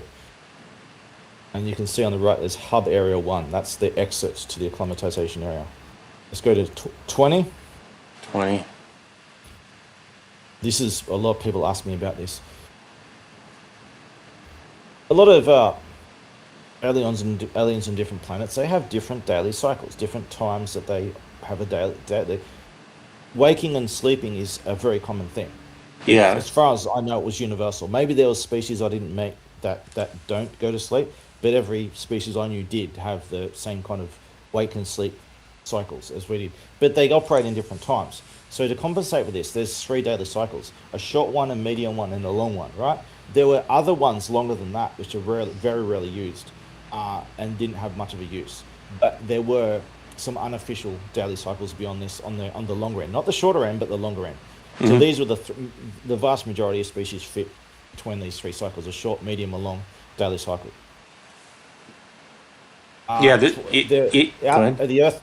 The Earth daily cycle fit between the second and third ones, so they would operate on their own, 24-hour systems, or whatever you want to call it, would have a memory. What are things? The clocks, you see the clocks, they go from the left and go all the way around to the right. And in nighttime, there was no bottom half of the nighttime. It was actually, I didn't draw it here, but there's actually long lights in a sequence, and they light up in the sequence to let you know how progression towards the night you've gone until it goes through the cycle again. That's how these clocks operated. What was your question? Oh no, I was going to say that even most terrestrial animals that we found even on this planet, and we have pretty diverse species. There's sleep seems to be universal even in deep sea life. Yeah. Yep. Yeah. And that maybe there are exceptions. If there were, I never met them. As far as I knew, everyone had this wake and sleep cycles. Let me see. Let's go to the next one. What was the next one? 21. 21. So when we get into the main areas, there was some stairs going downstairs. Now, I got in trouble on these stairs. Big trouble. Do you see that diamond-shaped thing in there? The middle between the stairs? Yeah. I had never seen anything that smooth in my life. It looks smoother than glass, smoother than the most polished thing you've ever seen. I thought it must be like some valuable gemstone or something. And let's just say I touched it in the wrong way and I got told off. And you're not meant to touch things. You're not meant to touch things. It's, there's a lot of other species there. You go through the medical quarantine for 3 days, sure, but you still have bacteria in your gut and stuff like that. And you do the wrong thing. You just don't touch things. You don't touch people. You don't touch things in general, right? So I got told off for touching that thing in the middle. But those stairs go to in the first main hub. Beyond after the acclimatization area, you go into the first main hub. Every area, every group of extraterrestrials from different areas, they have their own hubs, and they go through their own acclimatization area. You meet other extraterrestrials that are either near in our one, you'd meet either those who are nearby or those who are most compatible with us. Because if there's a local species within 20 light years or whatever that is very its behavior is not compatible with you, you'd separate the two, right? You put one of them would go somewhere else, one of them be in the local group, the more friendly kind, and the one who has a bit of issues, they'd be somewhere else, right? Yeah, yeah. They have to have a compatible environment to get you acclimatization to meeting other extraterrestrials. Well, let's go to 22. 22. There we go. So you can see the stairs on the left there. Now, this was said before about color coding. This whole area was all silver on the right where we just came from. The work area, it goes all black. Just like, remember the political areas on the left and right, they were black, and then the rest was gold, and then we went to silver, and now we've gone black again, right? Yeah. The political areas were black, this work area was black. There's some kind of color coding thing that goes on behind these things. And you can see on the right, there's research area, administration. Obviously, I wrote this in I knew where these areas. I didn't understand the language that they used, but I went into these areas. I knew what they were. Work area, information board, just like our information board in the background there. There's a kiosk in front of it. You see that would information kind of desk kind of thing. They'd help you out with information you need, guidance wherever you wanted to go. And there was an information board that was pretty much similar to like an airport information terminal, only not just. If there was news that was going on in the mobile fortress, anything of relevance that you might want to know on the way through. It was very important. And then the far left, there's a separate area, was the bio area. That was a hazard kind of area. That had its own network in it, a complicated network, separate to everything else. It was always changing. The bio area was always changing. Anything that was like biological hazards, radiation, all kinds of stuff. They were experiments and stuff. Let's go 23. Let me go to 23. There we go. This is the research area. It's probably, you'd call it a library. The left-hand side here is mirrored on the right-hand side, so it's all the same but reversed. And you see on the back left, there's a terminal. There's also one on the back right as well. And there was basically shelves full of ancient books. Most of these books, because of coming and going between the mobile fortress, hundreds, thousands of years go by.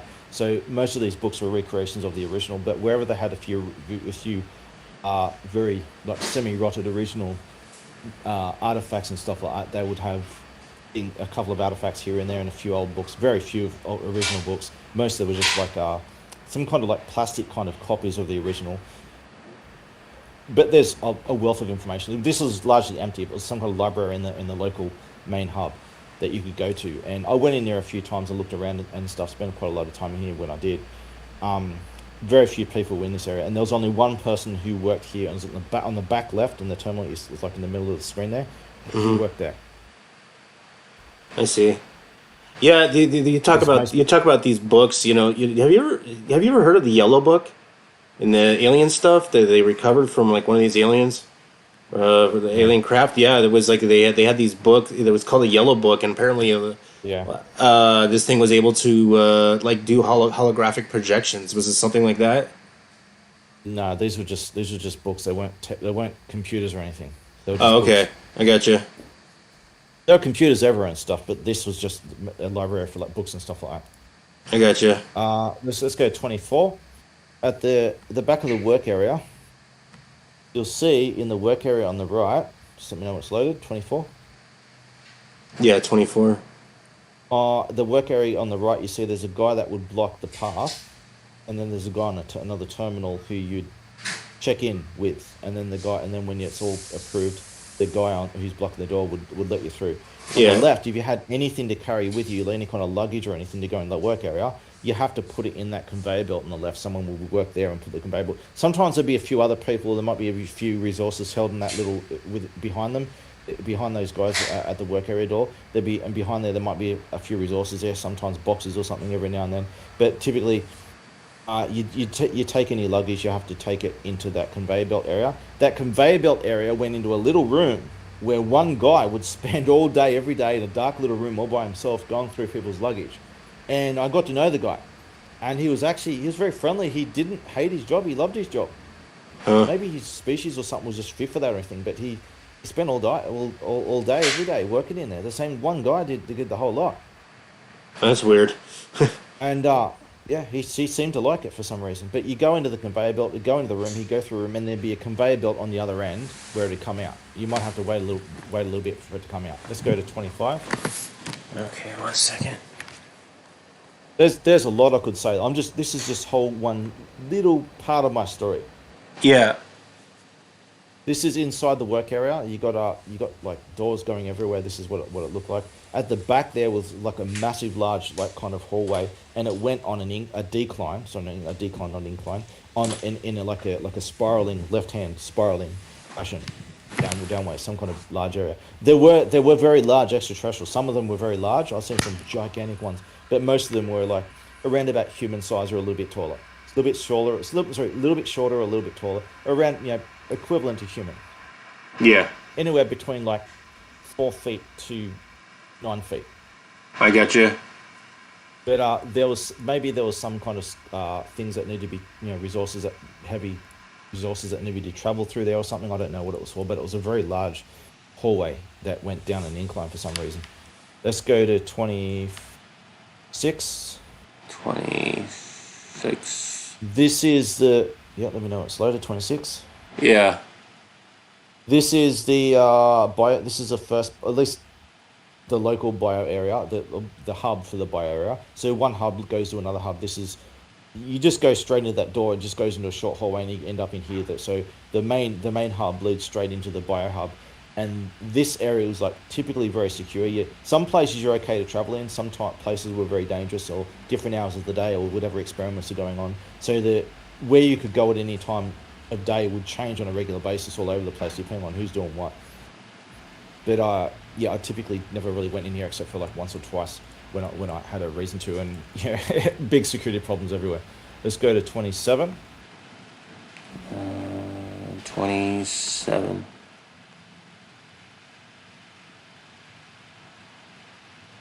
To your hallway. Yeah, hallway. So there's a long distance communications device outside the mobile fortress. Now there's a very flimsy catwalk. It's like a long tunnel. It went longer than this. It went like at least 1 kilometer. And if you don't want to jump on it, the whole thing will start swaying back and forth like all over the place. It was very flimsy, and you don't want to rock it. You just want to not move around too much, or it starts rocking everywhere, and it's a big mess, and you start bouncing over it. There was like practically no gravity there either. Oh, so I see. You don't want to rock it around. Yeah, you start bouncing off the walls and stuff and floating around, and you don't want to do that. If you got like 3 or more people, it becomes a nightmare because your footsteps start like rocking. If they start rocking and sync and stuff, things happen. It makes it unstable. So when you get to the end, you see on the left. There's a glass like see-through thing on the top of the left. We'll go to the next one, 28. Sorry, I'll be back in a sec while you watch 28. And there's a little room at the end, a communications room. I'll be back in a sec. Sorry. Okay.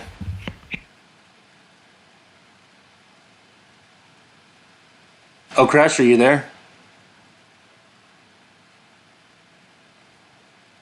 Maybe not. Guess we got some dead air there. Crash, I can't even hear you. Yellow, what's up? I'm on the street right now. What's up? Oh, yeah. We're going over Terran's story. I was listening. It's going okay. I guess he just had to go to the bathroom. Mm-hmm. Yeah, I'm still on the fence with aliens. I just think distance is the biggest problem. I mean, unless they came from Mars, which is possible. Right, I'm back. Sorry about that. Yeah. Still there? Yeah, I'm here. So at the end of on 28, what time we got? Okay, we don't have enough time to do many images, but this is a communications area for long distance communication.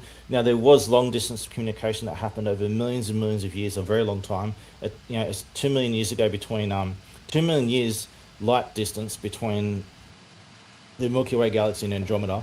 And one of the things this was used for was detecting signals from Andromeda and sending messages. But there was some kind of technology. It wasn't done from here, but it was done from elsewhere. But messages were sent to and from Andromeda from something that only a galactic civilization would have the technology to do. Well, have you heard of quantum? I've heard of this theory. You ever heard of quantum entanglement and using it for communication devices, where the distance between the information can be? Yeah, is that kind of like what we're talking about? Because I radio never, waves. yeah, I never saw nothing like that. Yeah, we've got a lot of images here. We're running out of time without enough time to ask I questions. So I gotcha. guess we'll say something. So where are we moving to next? There's a whole. We won't have enough time to go through even these images. Let's go. Let's just skip a few. Where we go to? Let's go to my current life situation. We'll go to 43. We'll go to 43. 43. So I am. There's not enough time to tell anyone here who's watching who I am and the importance of the information I have to offer and my life or death political situation right now. But if we've got enough time at the end here, I can show my website, my YouTube channel, all that kind of stuff. My whole life is on public display for anyone to judge the evidence of what I'm saying for themselves. So if we look at this image here, this is from the local government going to a court, right? Bail me 4 police witnesses with bail type conditional, and the antecedent for a crime of which was not specified. You go to a court for a crime that can't even be specified, right? And the accused does not appear to have any employment and makes no contribution to the local community. I've got to go to court over that. Is that a crime? Like that's very No, strange. it's just yes, it's very strange. This is just one document of a.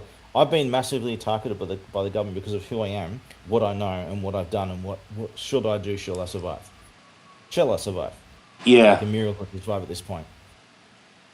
I've been gravely and mortally injured actually, and that's a long story, and I hope yeah. people look into that situation. But yeah, that doesn't add up, does it? Yeah. I've never. I don't know what That's the rules apparently are. a Yeah. crime. I was gonna say I don't know what the rules are at your end of the Well, pond. actually, I But do. I do have employment, and I work as harder than anyone I've ever met, and I've made more of a contribution to the local community than anyone I've ever met. But this is just gaslighting, and government has issues with me for a reason. I have no criminal record whatsoever to this day. Okay, no criminal record whatsoever. yeah, They take literally. They try to put me away for 10 years in prison for being a vampire and a werewolf. That's how bad. That's how corrupt the courts are. They tried to put me away for 10 years. Do you know why why would the government accuse you for being a vampire and werewolf? Oh, that's crazy. You must be crazy, right? That's why they do it. It's gaslighting. So that they try to tell you, if you talk about what we do to you, you're going to appear to be crazy, and we get to gaslight you, we get to discredit you, we get to make you disappear, etc. Right? yeah, That's why they do it. It's a form of gaslighting. yeah. But yeah, let's go to the next one. 44. Check this 40, out. 44. Hold on. Where I used to live. Yeah. November 2016, right? In the same period of time. In November 2016, he was referred by a Mr. David Meehan, state member for the entrance, politician, member for the entrance, due to irrational, aggressive behaviour, including stalking and intimidation. Damn, if I've got irrational, aggressive behaviour and I'm stalking and intimidating people, it's not specifying who. Sounds like government people I'm apparently intimidating, because I had, many times I had 30 police officers come to my door at gunpoint telling me I'm going to prison for intimidating police. Reasons that cannot be specified. But those are serious things. I should go to court for that. No, but apparently leading to complaints and placement under police surveillance. Right? People think they're being spied on by the government. I used to be a spy. I used to be a spy among many other things. Yeah, surveillance is stuff I know inside out. It doesn't concern me whatsoever. But apparently the above accusations are justification to someone unspecified making complaints and placing me under police surveillance. If I've been placed under police surveillance, then clearly I haven't done a crime. I haven't been confirmed I've done any crime. You see how putting me under surveillance for those accusations doesn't match up, does it? No. This is the example. There's a reason why the government. I can If show you piles of videos. if you were doing such a thing, they would just put you in jail and put an ankle bracelet on you. Yeah. But no. Apparently, it's justification for admitting surveillance. Yeah. Let's go to 45. That's what get a bit interesting here. 45. Here's my YouTube channel, Jeremy Martin, Mr. Purple YouTube channel. If you type in Jeremy Martin Anonymous on YouTube, you should be able to find my Filth Man account, by the way, on YouTube. Yeah. But here's someone from the Department of Defense in the United States Department of Defense with his security ID, DBIDS ID card up against my YouTube channel. That's part of a video where he testified to who I am and what I say, and the evidence that I say is in fact true of many things, not just simply about extraterrestrial stuff, highly political stuff, and things that can save around the world. Very serious stuff. But yeah, so I'm not. This is just shown as one of many examples. I'm not speaking on my own here. I have all kinds of testimonies, especially from people in high places. I'm also interested. Should we also show the thing, the implant? Oh yeah, we're getting there. Okay. Yeah, let's do that. Let's go to 47. Let's just go straight to 47. Yeah, the implant. Yeah. So I do have some medical background knowledge, and in my past, and what we're looking at here is a CT scan of the left hemisphere of the left side of the head, right? No, this is a CT scan, slice by slice by slice. Slice by slice. Yeah. This is in the dead center of my head, looking side on, and this is some of the things that are in my brain, and you can see the geometrical shapes, and you can see the microchip prongs on it in the original compared to the side by side. And this is just some of what's in my head, including my eye. The government tried to, I said before the show, the government tried to remove my eye because there are metallic things in my eye. That was their excuse, that I have strange metallic things in my eye that they want to remove and study. Hey, we need to blind you permanently. Do we need to pluck out your whole eye to study it because you've got metal in it? How does that work? No, they can actually. Yeah, they don't need to go that far. MRI scans can, get a pretty good. They've seen all this. I've got things all over my body. There's a reason why I do, and these things don't come from around here. But just judge for yourself. Look at you can see there's an encasement on it. They're in an encasement. This CT scan isn't very good resolution. I had MRIs done after that as well, which come up with all kinds of stuff that didn't even come on a CT scan because they weren't as solid. But yeah, there's stuff in my head and elsewhere in my body. Usually you would, if that far into the head, we would be seeing the fact that it's showing up white. It's either metallic or it's solid. It's solid. Yeah. Look at the shapes. Look at the shapes. Yeah, that's not consistent with a cyst or a tumor either. No, and look, you can literally see the microchip prongs and everything, and it's connected to my basal ganglia. You can see. Yeah, we would see more organic shapes if this was natural or naturally growing. That is odd. And just look at the shapes. Yeah, these shapes are not like highly pixelized. You can actually see, if you see very closely, it is pixelized to a degree, but not on that scale. Those shapes are literally right angles and shit. That's what it's showing, actual right angles and stuff. These are like geometrical shapes, and one with them like, microchip in and out, input and output connected to my basal ganglia. This is just the tip of the iceberg. There's so much I could say beyond this. Let's go to another one. Let's go to 48. Let's go to 48, 49, 50. These are examples of the government coming to my door, police harassing me every day. It's ridiculous to the extreme. There's a reason why they're doing it. Like if I was some nutter just making up some crazy stuff, why would the government be on my back as bad as they are? And this is just the tip of the iceberg. Yeah. That's 48. Let's go to 49 and 50. 49. This is just over and over and over. I've been sieged, raided over and over for ridiculous reasons that didn't. I don't exist. I'm the guy who doesn't exist, basically. Depending on who you ask on any given day. I see. So we go to 50. I got videos of this stuff on over and over and over and over. Remember, I have no criminal record. To this day, I still have absolutely no criminal record whatsoever, but the government just won't leave me alone. Yeah, here they got three police officers at your house. Oh, no. Yeah, there was actually 4 in that time. There was 4. There was another one. He might have been already inside or something, where he was behind them or something. There was 4 that time. A lot of the time, they come with like 30. Yeah, the thing I'm most concerned, and this is the thing that strikes me, if anybody says that your story isn't true, is the CT scan. This is.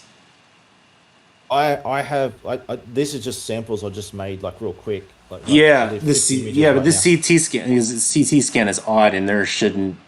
Even if it was a tumor, you wouldn't have a. It's so strange. when I got that scan, as I said before, it was because I was hit in the head by 30 haymakers at the and when I was attacked. People they crashed a party, and I sorted them all out. The thugs who came, but I got hit in the head with 30 haymakers at the same when I did it. So they scanned my head just to check the bones in my nasal cavity or anything if they've broken or anything. Yeah. And so they had to just scan my whole head, and that's where they picked up this stuff and all kinds of other stuff. And they knew, and they admitted, yeah, there's something going on here. He said, the guy said, every now and then we see something freaky like this, and they told us we're not supposed to talk about it, but they weren't even supposed to give me these CT scans. I think they wanted me to know, because I had MRIs done, and a lot more come up in the MRIs, and they turned white at what they saw. They didn't give me the MRIs, but they gave me at least a CT scan, which is quite blurry, but you can still see geometrical shapes. Yeah. Yeah, So, basically a CT scan is like they're basically like a 3D X-rays. yeah, so they just pick up like the most solid objects that it can't. Yeah, It yeah, doesn't pick up anything else that's less solid. But we're running out of time here. So look, if anyone's listening, like, I have a long story and a lot of evidence. I have the wildest claims you've ever heard, and it is only matched by the evidence that's even wilder, and witnesses. So I don't have much time left. I might not be around for much longer, and if possible, look, I've got my stories on YouTube. However, I'm soft censored on YouTube. Some of my videos have been there's a new YouTube thing they're doing with age restrictions. Unless you give YouTube your ID card, they're not letting you see age restricted videos. A lot of my chapters in my story have now been age restricted for no reason, just to prevent people from watching them. You can still watch a lot of the chapters, others are age restricted. There's only one video that's hard banned, that was banned by a Jewish rabbi by the name of Jovia Singer. Long story there. He got my video banned because I proved him wrong. I gotcha. But anyway, but the rest of them, they are up on YouTube, and I don't recommend anyone ever give YouTube your ID card just so you can see those 18 plus videos. It's just an excuse to try and get your ID. So look, I have a website. You're on my website right now. You're getting these videos, images. Yeah. My Yeah. website uses HTTP, not HTTPS. But if anyone wants to listen to my story in a way that you're guaranteed you're not going to get censored, because I've got like my stories on my website. It's terranonymous.com, TERRAN, Terran Anonymous. Instead of Terran Anonymous, it's the AN in Anonymous matches with Terran. Terranonymous.com. Yeah. That's my my current website, and if you on the main webpage on the bottom left is a story. Go to the story, go watch on video. Yeah, you go there, right? You can see it right now on the bottom left story. Yeah. Yeah, why don't you just click on the story on the bottom left so you can show them show them while you're here. Click that English. story Yeah. on the bottom left. Yeah, I did. English. Okay, sorry, I'm like, no, click watch on video. It's in text in 100 languages. However, it's meant to be watched on video. You're meant to watch it on video. If you click on English, go back and click on watch on video. Yeah, I did. I'm watching like 50 seconds later. Yeah, and then it's go chapter by chapter. So I've got it on a whole bunch of platforms so that if anyone gets taken down, you can watch chapter by chapter in backups. If anyone's interested in my story and evidence and why this is so important, just sit down and listen. Most questions are answered. Just sit down and listen to my story. After that, you'll get a grasp on what's going on. And if you have any questions, I've done, as long as I'm physically able, I've done many 8-hour plus sessions answering question after question, because I'm not someone who has some crazy story they just made up in their head. I've got the evidence to back it up. I have the answers to not every, but most questions. Intricate answers to almost every question you can imagine. Because I've been there, seen it, done it. I know the answers to the most important questions. So please, if anyone's listening, while there's still time, listen to my story while you can. And you won't regret it. I It might gotcha. change your whole view of the world. The whole story goes for like 25 hours, but the most of it, the big gist of it goes for, I think, about 11 hours actually. But it's very long, but it is very worth it if someone will just sit down and listen and just hear out my story, my evidence, and there's piles more that came from. From my website, you can find my whole life is on public display. All my stuff's everywhere, all on public display. I'm not a secret. Not anymore. Not for a long time. You can judge for yourself, see all the evidence, see who I am, make up your own mind. But please hear my story out. I gotcha. Let me see. Crasher, do you have any questions?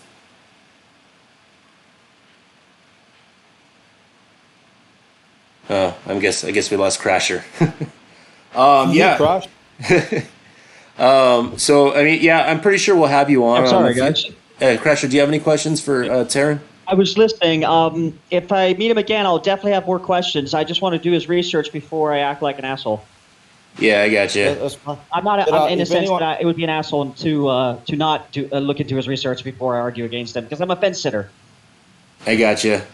Yeah, but like as much as I'm available, I just find a way to contact me, and I'm open to answer as many questions as I can. I'm No pretty problem. sure. I'm pretty sure I've got a we'll. lot of details I can share. I'm pretty sure we'll ask you to come on a future show. I still have more questions. I'm just running out of time. So just keep your the DM open, and I'll get a hold of you within a few weeks. I'm pretty sure if you're willing to come on a second show. Yeah, Yvonne's still around by then. Okay. Still around by then. I'm actually very sick. I've been kidnapped and tortured by the government over whistleblowing and all kinds of things, and who I am, the work that I do, and I need urgent medical treatment to save my life, but I'm banned from the medical system. Anytime I go near anyone from the government, people in the government start coming after me. They try to make me disappear every single time. It's extensively documented. If you find my YouTube channel from my website or whatever, I'm Mr. Purple, by the way, of the Manhattans. I'm Mr. Purple on the website. You can see my avatar here, the Purple Manhattan. You can find me on the website and elsewhere. You'll be able to find my social media, my YouTube channel. Look at my recent stuff on YouTube, for example. I contacted the highest level government officials with some of my Manhattans with me and stuff, and the results are damning. Like, you got to see this stuff. It speaks for itself. You got to see this stuff. I've thrown away my life to get this evidence in order to justify what must be done. Just look into it. Do your research, please. And whenever you got any questions, find me. And as much as I can be available, I'm free to answer questions. It's 8 hours sessions. As long as I'm physically able, I'll go through 8-hour sessions.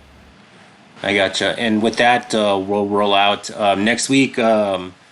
We might be doing a show on weird phenomenon via radio and Google Earth and phantom signals. Also, some future shows that might come up. I've been looking into getting an exorcist to come on, crossing my fingers. And with that, we'll roll out. And also, yeah, we are available now on Apple Podcast, Beyond the Pendulum. Give it a ring. We're also on Twitter at, you just search Beyond the Pendulum. If you find us on YouTube, it might be a little hard. We will be listed on We Are Entertainment, which is a big 39K YouTube channel. And we are also listed under our own YouTube channel on Beyond the Pendulum. And with that, we'll roll out.